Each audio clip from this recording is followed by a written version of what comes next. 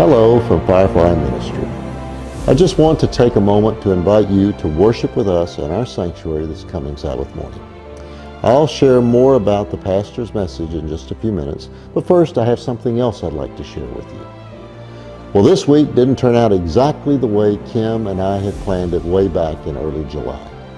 That's when we started planning on how we would spend a few days that we'd been able to carve out for some rest and a brief getaway. The plan was to get up early Sunday morning and drive to the small town of Rural Hall, North Carolina. That's where my sister and most of her clan of children, grandchildren, and even great-grandchildren live. A brief 2 or 3 day visit with them would be just what the doctor ordered for both Kim and me.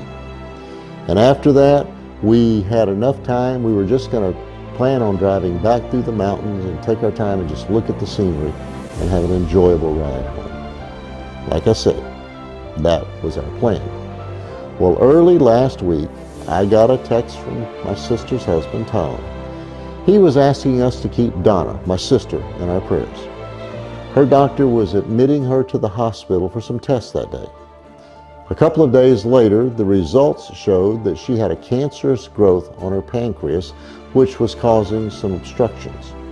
The good news was that it had not metastasized and appeared not to have spread to her lymphatic system. Tom said that after her doctor and the specialist had had a chance to look at the test results, they would decide then the best course of treatment, but that they would need to immediately put a stent in to relieve the blockage the growth was causing on her colon.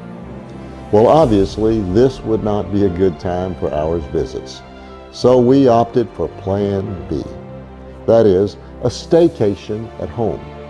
A staycation to catch up on all the projects around the house and 1 or 2 at the church. But I'm asking you, if you would, please keep my sister Donna in your prayers. Now, more about the pastor's message this week. As we go through life, it's impossible not to experience some form of guilt from time to time. You know, the feeling you get when you forget to do something that you absolutely promised that you would do.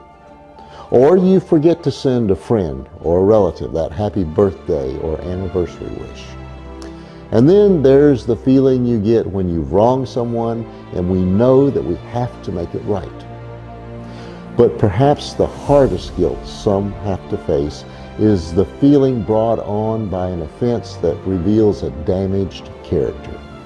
An offense that seems so serious it appears certain it can't be fixed.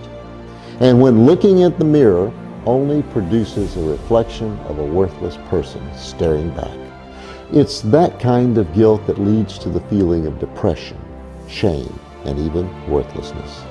It's the kind of guilt that only Jesus is capable of understanding and fixing.